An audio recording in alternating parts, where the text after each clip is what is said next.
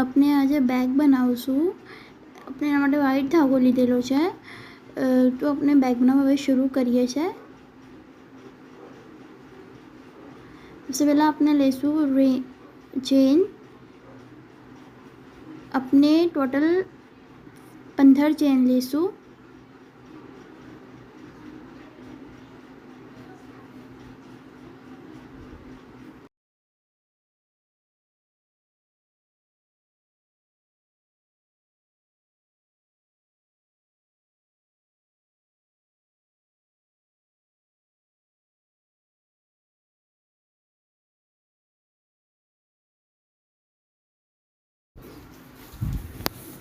ने 15 चेन લઈ લીધી. હવે બધી જે આપણે ચેન લીધી છે એની અંદર આપણે ડીસી નાખશું.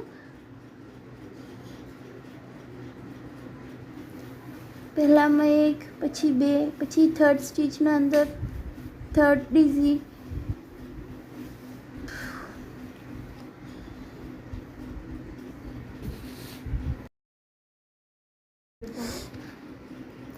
પછી આપણે બધામાં ડીસી લઈ લીધા.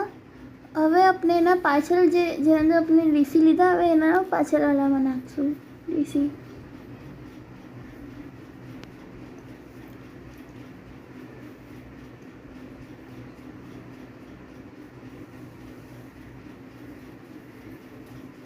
પહેલું ડીસી 1 2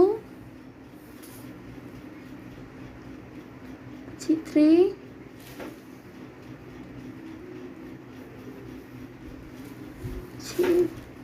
એમ આપણે કન્ટિન્યુ કરવું છે. હવે આખું રાઉન્ડ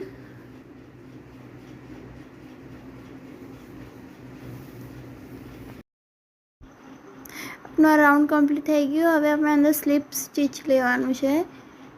આ સ્લીપ સ્ટીચ લીધી પછી હવે આપણું બરાબર આ બની ગયું આખું. હવે આપણે 3 ચેન લેવાની છે. હવે પાછી આપણે જેમ સેમ પ્રોસેસ રિપીટ કરવાનું છે. બધા જે ચેનો છે અંદર આપણે ડીસી લેવાનું છે.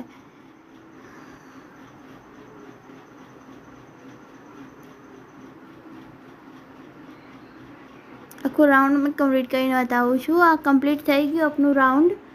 હવે આપણે સેમ આ જ પ્રોસેસ હજી આપણે 3 રો હજી બનાવવાની છે. આપણી 2 રો તો બની ગઈ છે. હવે 3 રો હજી બનાવવાની છે. આ મારું આખું કમ્પ્લીટ થઈ ગયું. 5 રો થઈ ગઈ છે આપણી કમ્પ્લીટ. હવે આપણે ચેન લેવાની છે 25. આપણે જેમ હેન્ડલ જોતું હોય એ હિસાબથી આપણે ચેન લઈ શકીએ છીએ. મેં 25 ચેન લઉં છું.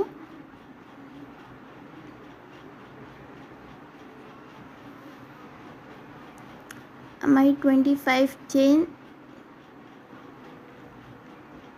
આપણે જેમ આપણે જોઈએ એમ કરી શકીએ છીએ.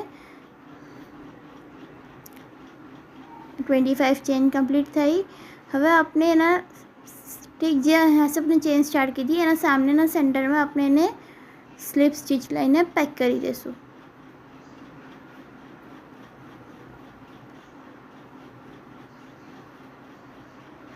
આ મેં હવે પેક કરી દીધું. હવે આપણે